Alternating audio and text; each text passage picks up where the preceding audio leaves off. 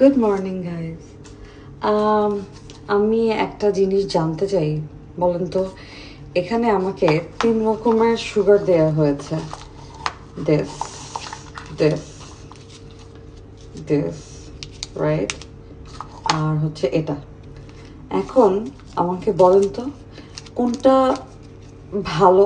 মানে আমি জানি এটা সবাই বলে white sugar is a poison, বা যদি আমি এই দুইটা কম্পেয়ার করি, রাইট, কোনটা কোনটা ভালো আর কি, কোনটা আসলে খাওয়া কম্পারেটিভলি বেটার, এটা একটু আমাকে জানাবেন তো। Any nutritionist or anyone who is conscious about health and all, আমাকে একটু জানাইন তো।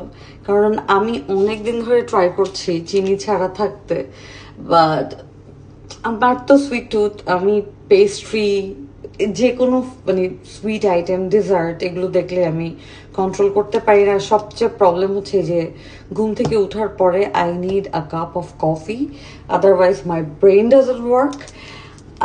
এইটার জন্য আমি হচ্ছে এই আমার কফিটা খেতেই হয় একদম দুধ চিনি দিয়ে। সো আমি এরকম রুম সার্ভিস অফিসে মানে অফিসের কাজে এসেছি কালকে, এই জন্য কোনো ভ্লগও করতে পারিনি। বাট আজকে ভাবলাম যে আপনাদের সাথে সকাল সকালই একটু হ্যালো করি।